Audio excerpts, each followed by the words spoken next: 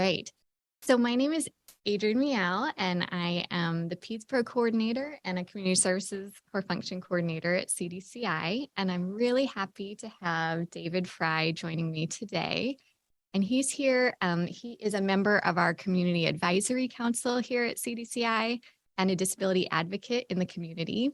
And also, he is a member of the Vermont community who grew up here and can speak to what it was like going through the school system, the healthcare systems, and how he ended up moving out into the community, getting a job, and has lived in a few different towns throughout Vermont.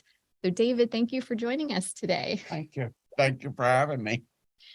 So this is just a casual conversation, but I thought maybe, David, you could start us off by just telling us a little bit about your family, where you grew up, and what it was like in your early years. So I was growing up a very rural area of Vermont, Barnet, Vermont, and where everybody went to high school was St. Johnsbury Academy. And I was diagnosed with a disability probably when I was born. And I was put into a day program after kindergarten for a very, very long time. And to me, I really didn't feel that I needed to be in that setting. It wasn't for me. And I wanted to get out of it, but it was like pulling teeth. You couldn't talk to anybody. It was disgrading. The teachers were very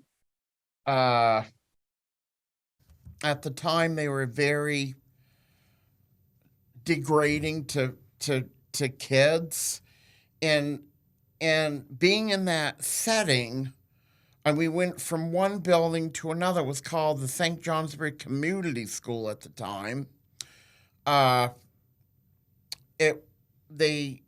We went from one building to another for lunch every day to have our hot lunch program. And that building held a lot of older people with disabilities that were severe disability. So when state of Vermont closed Brandon, about the same time when parents got together and closed that day program. And then we were mainstreamed into schooling. I got to tell you, when they did that, it was just like something was lifted off me and saying, you're human. You can be in a regular school, I got to tell you, I went, when I was still in special ed in middle school, but they gave me the option to take social studies, which I had no idea what social studies was all about, but I loved it. I loved to be with other students that didn't have a disability. And I've got to tell you that it helped them to have people come in to their classroom with a disability. It was just like, it was heaven. Why didn't they do this 20 years ago, That was way back in the 70s.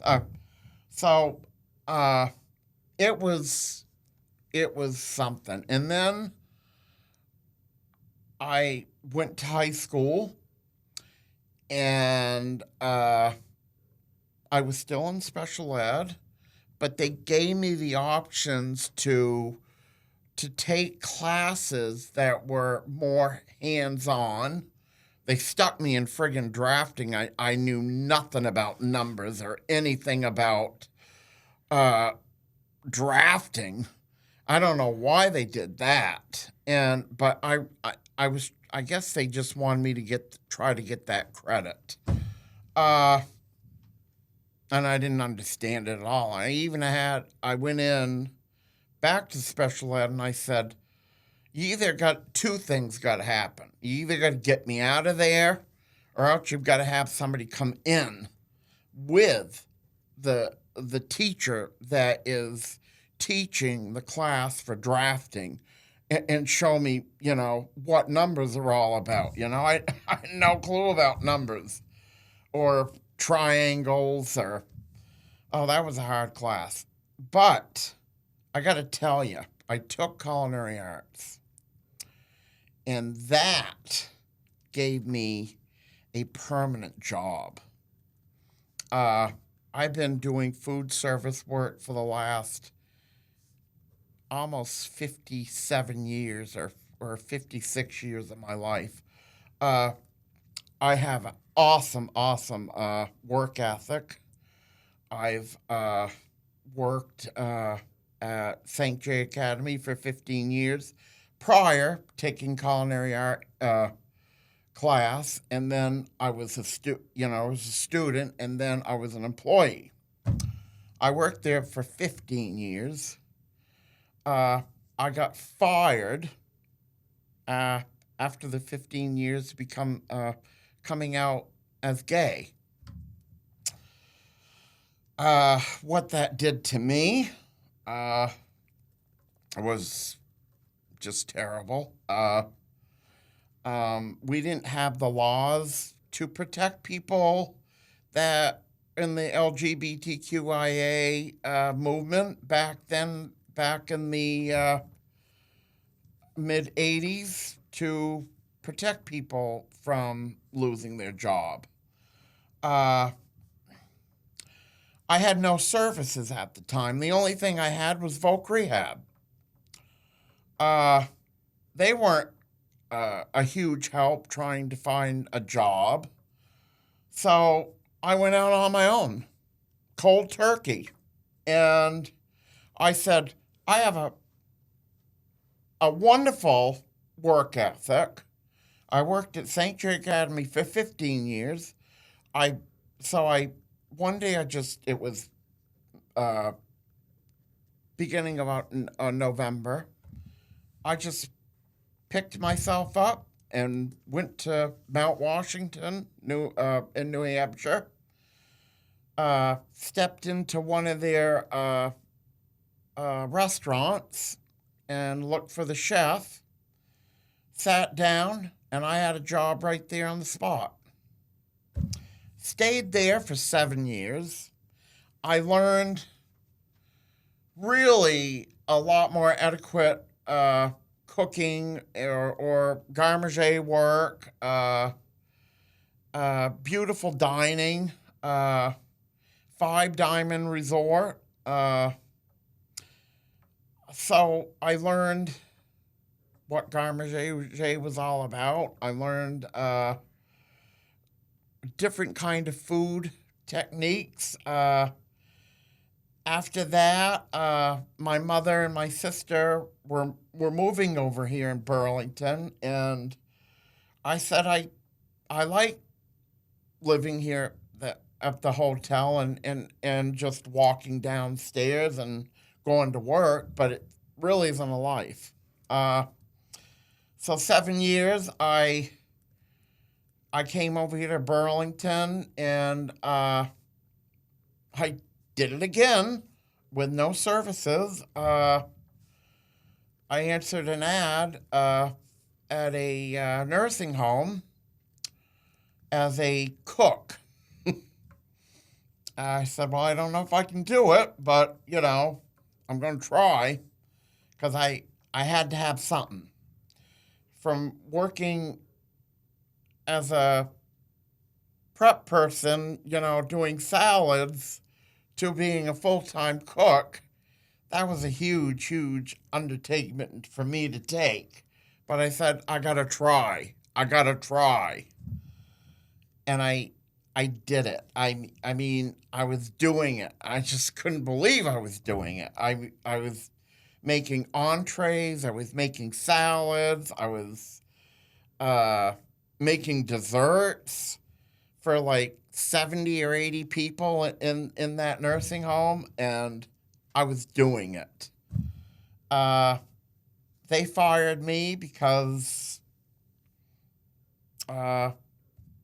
uncircumcised things that they didn't like or something. And so then in the middle of that, of transitioning, of not having services, my mother at the time was working at CCS taking care of a person that was plegic, and she says, you really need to get services.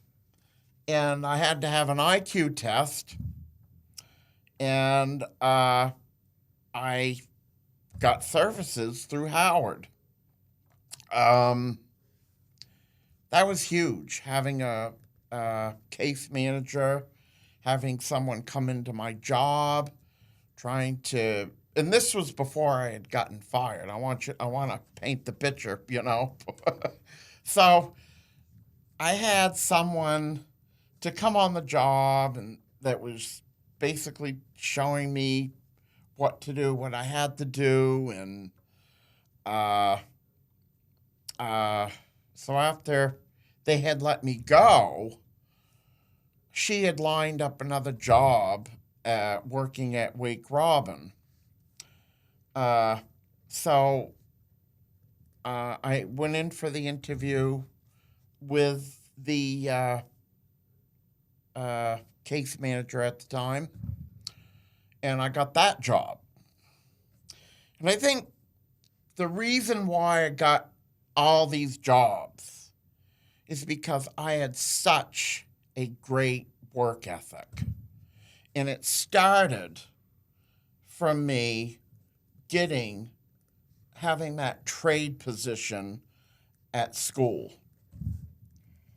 And I think that's where it all began. So now do you want to Can I ask you some Sure. follow-up, and please feel free to chime in. David, I feel like I really appreciate you sharing your story, and there's a few different things that jump out to me. One is how hard the transitions have been every time you have moved jobs or moved locations, and all the sort of things that you have had to do to qualify for services, and how helpful those services have been.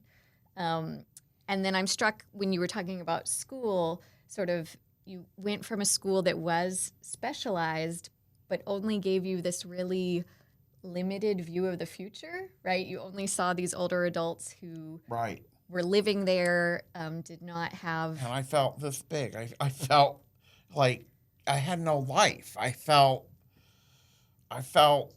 like I'll never have the life like other kids will have.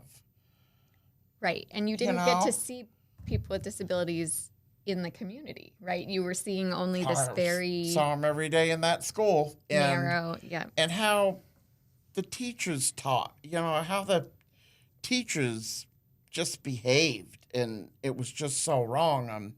Back in the 70s, little town of St. Johnsbury wasn't, it was poor. I mean, very poor. And students came in that were not hygiened right, that might have not taken showers every day like everybody does. And this teacher took one of the kids and took her right over to the sink and washed her hair and said, this is the way I want it done every day. And I always continuously had my fingers in my mouth.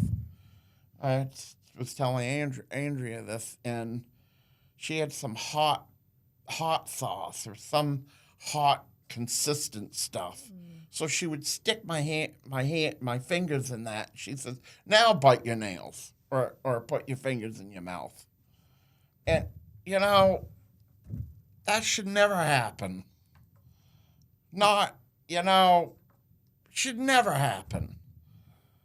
Right. And you did describe some pretty terrible incidents where it did not seem like. And then we went over to that other building, and I work for a nursing home, and you can't strap people in chairs. And at the time, people with disability people would be bent over, you know, rocking or something like that, and they'd be so strapped into their chairs. And I'm saying, I say it today, you know, this isn't right. It's not the way we should be treated. Yeah. It was horrid. It was just horrible. Can you talk more about what it was like to suddenly enter the mainstream middle school? Like I said before, when we were mainstreamed and we went to middle school, it was like something had lifted off my head, and like 20 years had lifted, and like we're human. Like we could go to different classes and being normal kids and being accepted for who we are. And I don't know, just that it was a wonderful feeling, very wonderful. It sounds like you were then able to sort of imagine a lot more possibilities for what your future could look like. You were able to try some different classes. You were like, no, not drafting, but maybe maybe the culinary arts. I took culinary arts. I liked it. I liked. I had a full-time job there too after I had graduated, and I was making their pizzas, and like they would scale the flour out, they would scale the sugar out, they would measure the honey, they would, you know, I would have to learn all those skills, which I did, and how, you know, how yeast worked, and how to make pizza dough, and how to make spaghetti sauce, and how to serve people, how to serve students. It was all fun.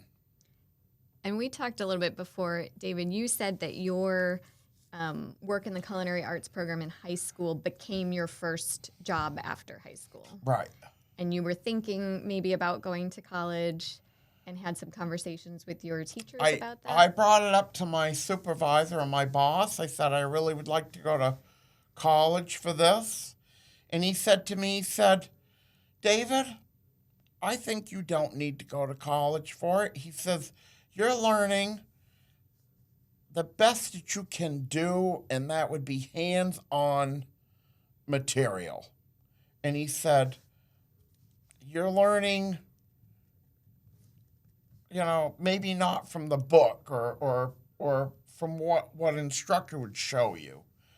But he said, you're learning from hands-on material. And I took that.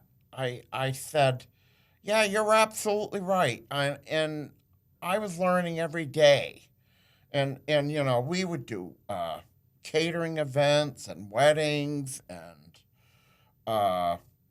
then when I went to Mount Washington Hotel, it was a much more, you know, higher grade of weddings and catering events, and Right. working in a much beautiful dining experience. So can I also ask you, I know that your first job out of school was based on sort of this experiential experience. We talked about reading was an area that was pretty challenging for you in school. So reading was terrible at first, and every weekend I had to go to a tutor, and she taught me so good in reading that I caught it on real fast. And she was so good at her job, but it took every single weekend. Not, going to school, and then on the weekends I would go see a tutor for reading. I had to do it. My parents had to pay for that extra tutor to teach me how to read, and I read pretty good today. Yeah, I think your story is really showing us a blend of the services that really helped you thrive in your school setting. But being with other peers was so important to you for how you felt about going to school, and wanting to be there and wanting to learn new skills. Yeah. And I know you've mentioned that you felt like it was very beneficial for your peers to be in an inclusive environment too. Did you feel like your peers were quite accepting when you first made that transition? Were you nervous about going into the school? I think at first we were. I think, it was a new environment for us to take. I think that, by taking that step of into a different world and a different teaching, that it was curious. And once I did it, I liked it. I enjoyed it. And I just love the correspondence of the different atmosphere of other students accepting us as people with a disability, to be in their classroom. And I didn't feel sheltered anymore. And what that made me feel at that time. It was terrible. I know that some people had written in asking about home accessibility, and David's family didn't really make modifications to the house. But I know we talked, David, a lot about access to the community and getting your driver's license in high school. So I took a driver's ed course in high school, and my parents pushed me. They said, you are going to drive, and you are going to get a job. You can't. I think why they pushed me, because we were in such a rural area, Barnet, Vermont. I mean, we were out in the sticks, out in the country, and you had no transportation. You had no bus every day like you would have in Burlington, Vermont. You had to rely on wheels. And so my parents said, you will drive. And so they wanted me to take the driver's ed course at St. J Academy. I took it. The written test, it was a little bit hard for me. I think I flunked twice, but the third time I got it. And then I got my first car, and I remember a couple times when I had to go from home to St. J Academy to go to work. If it wasn't that far from St. J Academy, but I knew nothing about how to change a tire or how to check your oil. Or I remember I was almost there and my tire blew. I said, "Oh God, I hope I can get up this hill." So I gummed that sucker. And I got up that hill with a flat tire. I mean, it was almost off its almost off its wheel. wheel. Oh my God! And I called my mother or called somebody and said, "You're gonna have to come change this tire. I don't know how to." That's happened twice to me, but so skills like that. I mean, like changing a tire or anything about your car. I mean, it's so important. Been there, done that. Yeah, I think we were talking a little bit about life skills in schools and certainly in high school, thinking about after high school. And probably there are a lot of high school students that have to rely on family to teach them things like how to check the oil or change the tire. And we know that there are plenty of people who don't know how to do that. Yeah. Or if a light's going off in the car and you think, oh, what's that light about? Oh, you better go to look. Yeah. Can you talk a little bit about moving into housing apart from your family for the first time? So when I first came to Burlington, and I was living with my mother at the time, and then when I got services, I applied for Section 8 housing, and I got an apartment, and I got onto the Section 8 voucher program, and living on my own, it's great. Learning to balance your checkbook, learning to pay bills, learning to pay rent on time was a task for me, but I did to the best of my ability, and now I'm on disability Social Security, so I have a payee, which is tremendously. I mean, I don't even have to worry about paying rent. The payee, it goes right to the people that need the money out of my disability Social Security, and I never had that before. And I'll tell you a little story about trying to get disability. I waited for almost 2 years, and I was completely out of money. And I had a case manager at the time at Howard Center, and we were just plumb out of ideas trying to get my disability. And I said to him one day, I said it. He never thought about this. I said, we're almost I'm almost, poor as poop here. I can't even pay for anything. And the doctor wanted me to cut my hours because, trying to get on disability.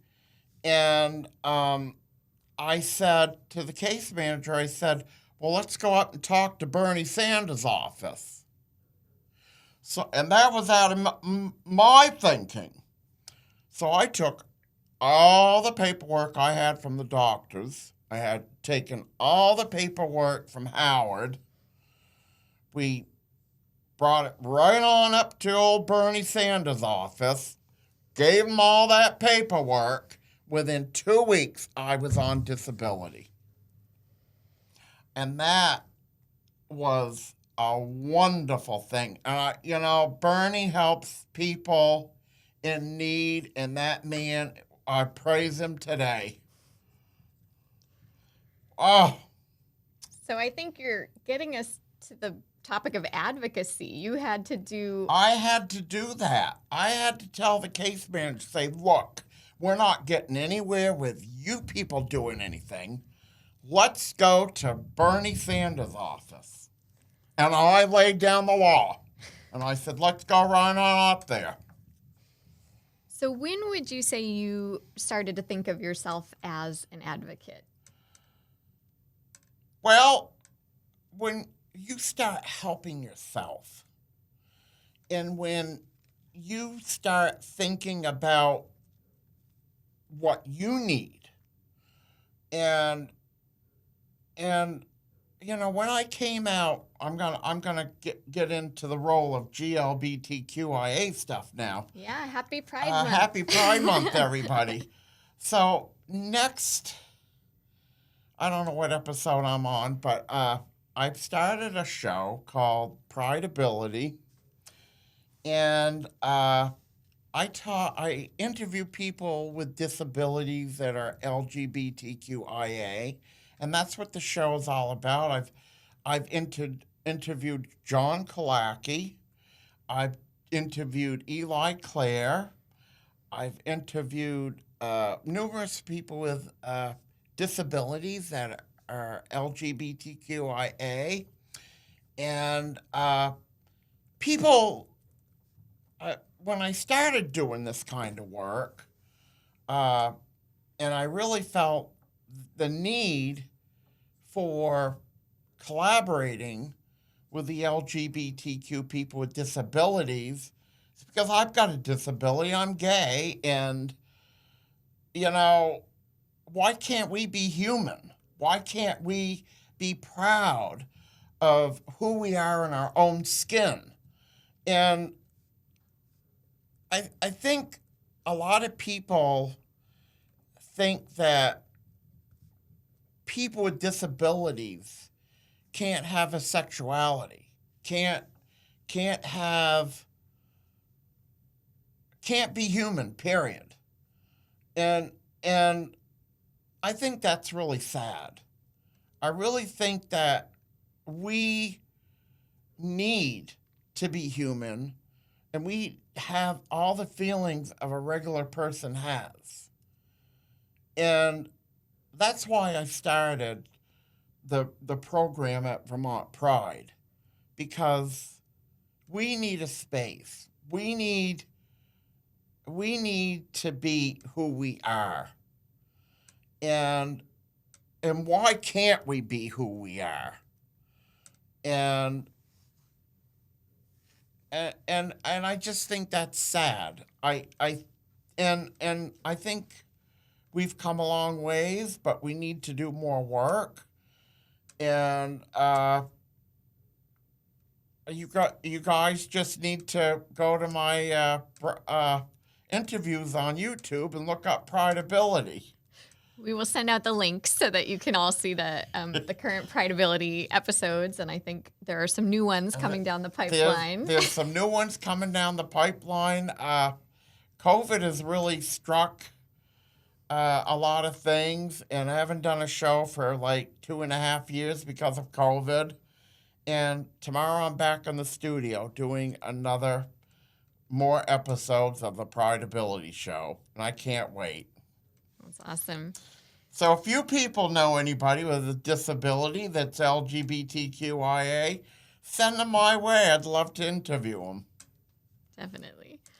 So David, I feel like you were talking about how you had to become an advocate just to navigate all these systems, case management, disability benefits, getting housing vouchers, and job transitions. So you had to advocate for yourself because the systems are really complicated. Sometimes the systems just don't work. And sometimes you have to speak up for yourself. And I think people with disabilities, we need to be part of the table. We need to be at the table expressing what we need and what we, how we need it and what, when we need it. And I think even at the state level, I think even at the state house level, we need to be at the table. Absolutely. And I'm wondering too, then, it seems like for you it was a natural progression to take aspects of your identity and then become an advocate. And you were the one that approached the Vermont Pride Center, right? And said, could we start a disability community group within the Pride Center to really create space? Yes.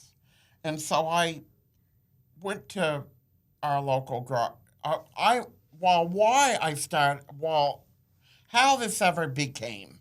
I went to a national conference uh, before I had ever thought about doing this kind of work, and I went to a workshop, and it was I don't know what state it was. It was probably Missouri or something, and it was an LGBTQ workshop, and how and and and they expressed about I don't even know if it was a workshop that I went to, but it somehow I was flying back home, and I had this vision, and I said, tomorrow I'm going to get home, I'm going to pick up that phone, and I'm going to call my local gay and lesbian chapter, and I'm going to ask them about starting an LGBTQIA support group. And I did just that. And they said, come on in. And I went in, told them my idea, and they gave me the space. And whether I had one person come in, whether I had two people come in, sometimes I would have 5 people come in. They listened to me. They listened to how important it was to have a space for us. A space for us to feel good about us, to be in our own skin, to be our own sexuality, and then I got Activist of the Year award. I can't remember what year that was, and then I got another award for just thinking of this and starting this in Vermont. And thank you. It's wonderful, and we need this as people in Vermont. We definitely do. And we really thank you for your advocacy efforts. I think we were talking about how, the community has a lot to learn from people with disabilities about inclusivity. And I think that also we talked about there's a lot of information that would be also customized to people with disabilities about relationships, about sex, and so that also having space for that is a really important service too. So both of those really enhancing our communities.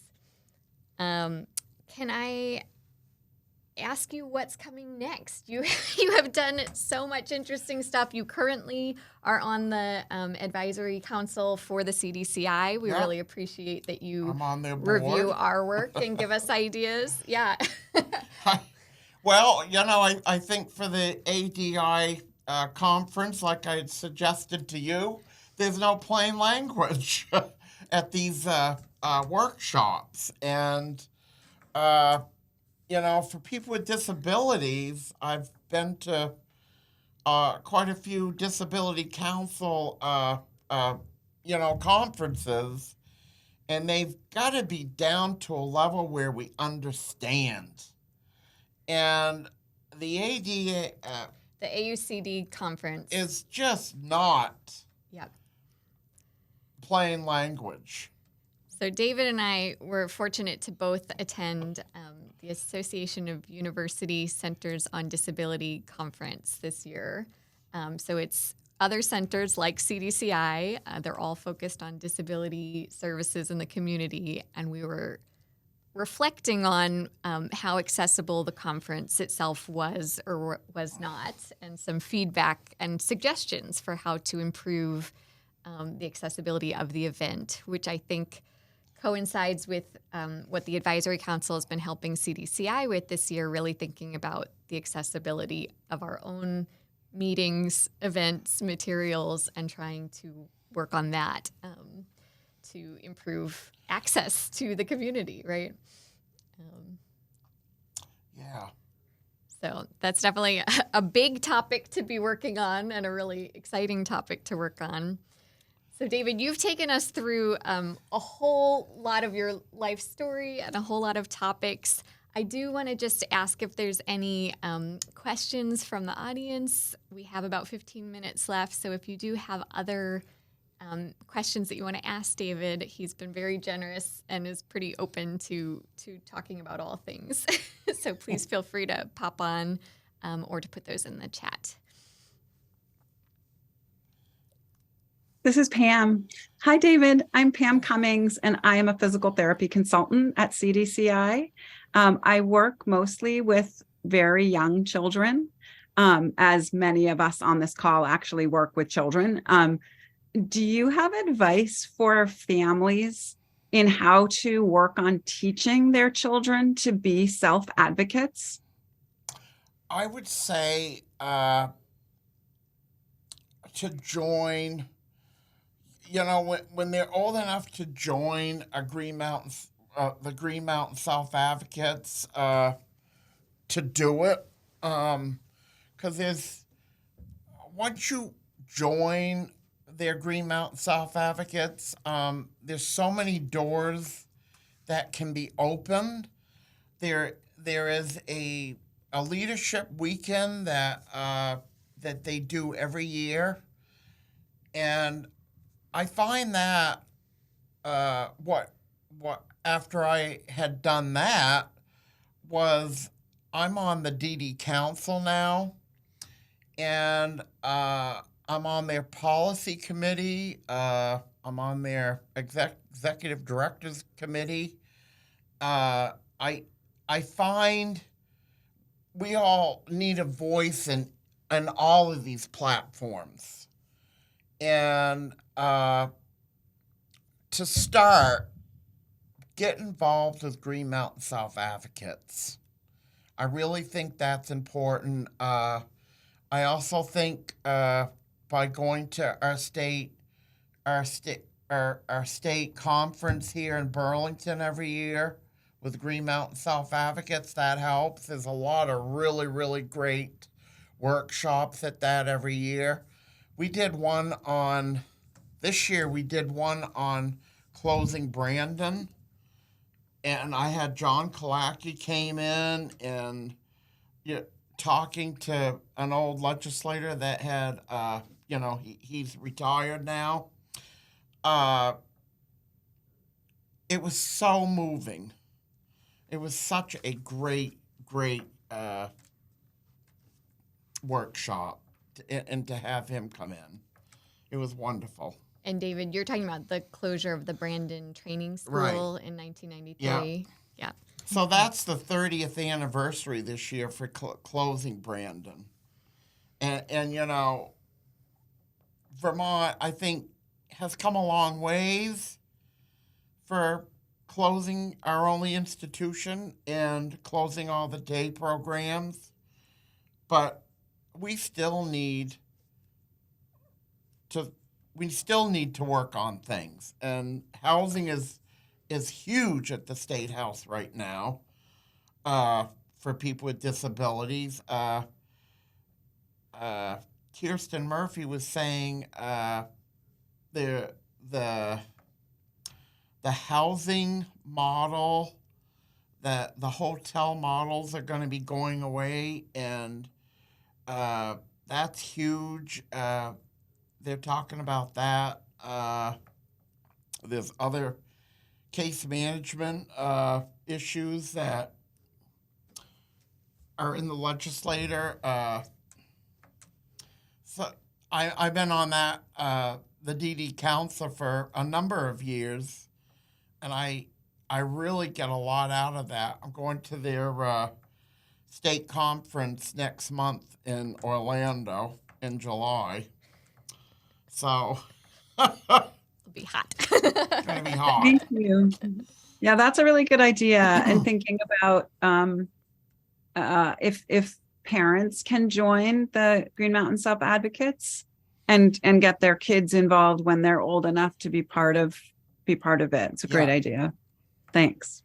Do you still work at Wake Robin? I still work at Wake Robin. I've been there 15 years. Wow. I grew up in Shelburne, You're very lucky. That's a beautiful place to be, to spend your time, even just driving there. Yeah. What a gorgeous location. They have their annual yard sale. This is another thing that I do that that you guys don't know about me is I buy and sell antiques. And I've been doing it for a number of years. And you'll see me at the Waterbury Flea Market, and I also sell stuff at the University Mall, at the antique shop there. And so I love antiques. I guess you could call me an antique, but I love turning something that maybe I bought in $10 and turning it into $100 profit. And I've done that a couple times. So My husband loves that Waterbury Flea Market. I will, so when we go, I you'll will probably look for see you. me down there this I'll look for weekend. you. Oh, yeah.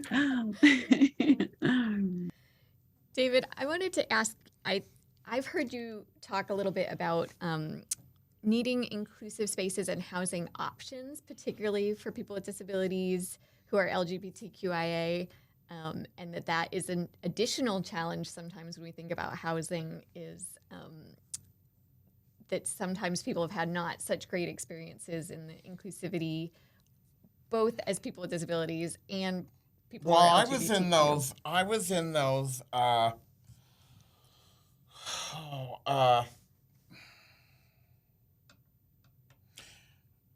The models where you'd have I can't remember the name of them. Were you living with a family? Families. Mm-hmm. So I've been in a couple of those homes, and the models didn't really work for me. Being a gay man, I was put into a woman's home that was straight. She had children, and I felt very isolated for being me and with her family, and so that didn't work for me. And then I got out of that one and went into two people that were gay, and lived with them, and they had this beautiful home in Jericho, and they were clean freaks, and they wanted me to be just so. They didn't want my, after working 8 hours, I smelled like food. And so they gave me a thing of talcum powder to put some powder in my shoes and told me that my room's got to be just so. And so the housing models never really worked for me because I couldn't be who I wanted to be or be myself. And then I lived with somebody else that they were vegan. Well, I don't eat vegan food.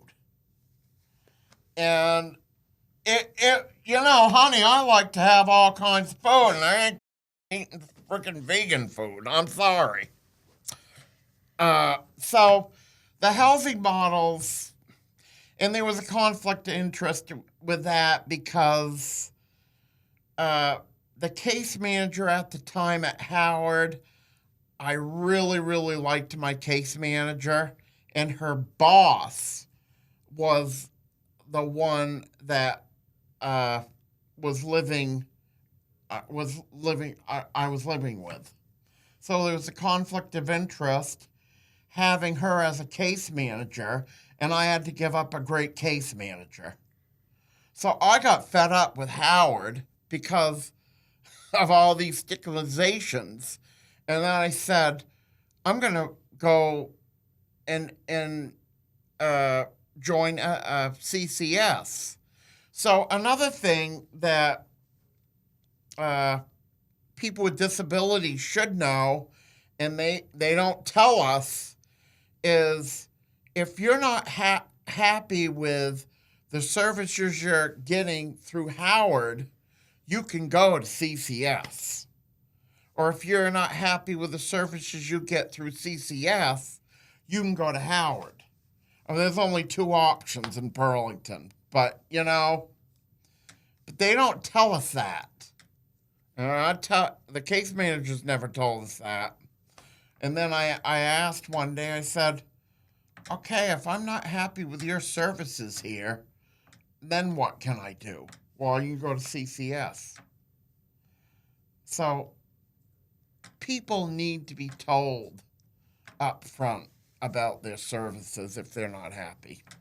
Well, and David, this is why I really appreciate having you bringing an adult perspective and speaking to a lot of providers that are working with children, because you've had so many different experiences of the different education models, the housing models, some of the sort of highs and lows of different workplace settings. And I just feel like this is why people with disabilities have to be at the table, because you have personally dealt with so many of the I've been there, done it all. Points of the systems that is hard to conceptualize if you haven't been there and done that. Yeah. I know we just have about 5 minutes left. Are there any other questions that anyone wants to ask before we let you go? I hope you all learned something today. I taught you something. Yeah. What should we tell the children that we work with? What is the best thing we can do to help set them up for success? I think what I would tell them is to join Green Mountain Self Advocates and to learn to speak for yourself and learn that we need to be at the table when decisions are being made for us. Maybe it's too early for them to understand right now about that, but down the road, they need to be at the table, because there's too many decisions being made for us that if we're not at the table, decisions are being made for us, and we've got no say in the matter. And that's just totally wrong. Yeah, it's a really powerful message. I hear you saying that kids need to be taught to advocate for themselves, that joining groups and feeling like they belong in the community is really important. Exactly. And taking pride in your identity or your identities from a young age is really important to feeling welcomed in the community. Exactly. I'm a little curious, David, what age you think Green Mountain self-advocates would be appropriate for? Like, when could they students be kind of introduced to that idea, thinking about all the students that go through. So I work in a PT in a school district, all the students that go through there and the case managers that might be able to help orchestrate that connection. At what age level do you think it's appropriate to kind of start that connection with Green Mountain self-advocates? Well, they have another program at CCS called Bridging. And it's for kids that learn the self-advocacy skills. And it starts, I don't think Howard has a program like this, but Bridging is a program at CCS. I think they start them at, I want to say 8th grade. And then when your child has graduated from high school, and I think that is the time when they can join Green Mountain Self-Advocates. I don't really know the age frame of it, but Karen Topper at GMSA, well, Green Mountain Self-Advocates, would be the one to get a hold of about asking about age you know, what the age equivalencies are for joining that group. But there is a program called Bridging, and I don't know how many kids Emily Anderson has for that, but it's a very, very popular group that she educates people with disabilities in that. You know, Yeah, I have some friends that have gone through the bridging program, and so that's why I was kind of curious. It sounds like bridging might be just that, a bridge towards Greenmount your South. GMSA. Cool. Okay. it does make me think just about Yeah. schools having like gay straight alliances and whether at a school level carving out more sort of alliance space for students with disabilities in like an advocacy way would be a step towards some of the skills that you're talking about. Yeah. Yeah. And Emily Anderson would be a wonderful person to get a hold of about that bridging program. Oh, She's at CCS. well, you have given us a lot to reflect on. Thank you so much for joining us, David. Thanks to everyone for making time today, and just happy to have the conversation. It is 1:00 now, so I want to let everyone go, but we will be editing parts of the conversation and releasing that as a CDCI podcast also. And if you have other questions or follow-ups, please feel free to email those to me, and we will send out links. I know they were shared also in the chat to the Pride Ability podcast in case you want to check that out.